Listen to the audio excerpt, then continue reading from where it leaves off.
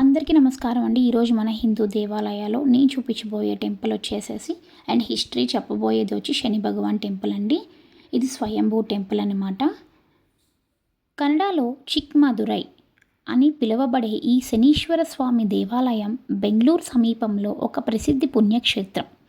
ఈ ఆలయం చరిత్ర మరియు విశేషాల గురించి ఇప్పుడు మనం తెలుసుకుందాం.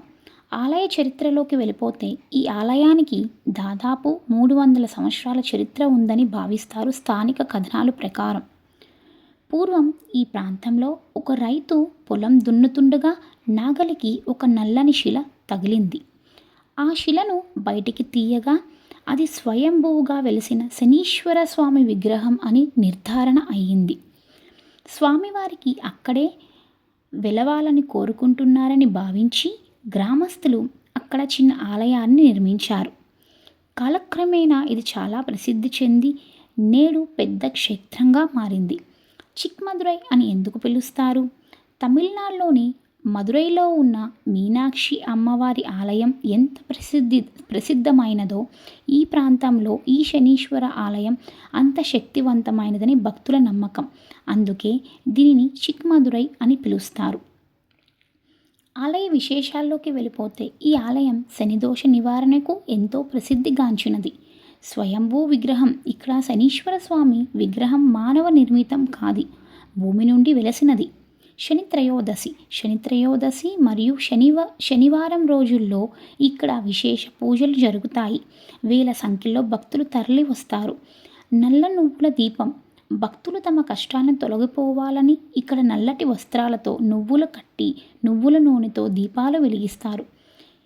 ఈయన వాహనం వచ్చేసి కాకి వాహనం. స్వామివారి వాహనమైన కాకికి ఇక్కడ ప్రత్యేకంగా ఆహారం పెడుతూ ఉంటారు. గమనిక: మీరు శనిదోష నివారణం కోసం వెళ్ళాలనుకుంటే శనివారం రోజు ఉదయాన్నే వెళ్ళడం మంచిది. అయితే రద్దీ ఎక్కువగా ఉంటుందని గమనించగలరు.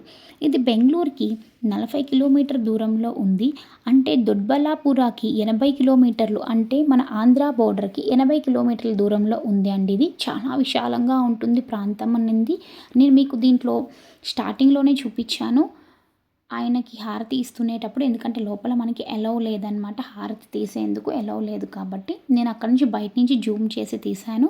నల్లటి రూపంలో ఆయన జ్యేష్ఠాదేవితో కూడా ఉన్నారు. ఇక్కడ మీరు చూసుకున్నట్టయితే ఇది సెకండ్ వైపు అన్నమాట మనం లోపలికి రావటానికి. ఇక్కడ మీకు విఘ్నేశ్వరుడు కూడా ఉంటారు స్టార్టింగ్లో అనమాట. అక్కడ మీరు స్టార్టింగ్లో చూసింది పార్కింగ్ పాయింట్, ఇక్కడ మీకు చూపిస్తుంది ఎంట్రన్స్ పాయింట్ అనమాట. విశాలంగా చాలా బాగుంటుందండి. ఆయన క్రమక్రమంగా పెరుగుతూ వస్తున్నారంట. లింగ రూపంలో ఉంటారు. 7.5 అడుగుల్లో ఉగ్ర రూపంగా కనిపిస్తారు. Thank you for watching.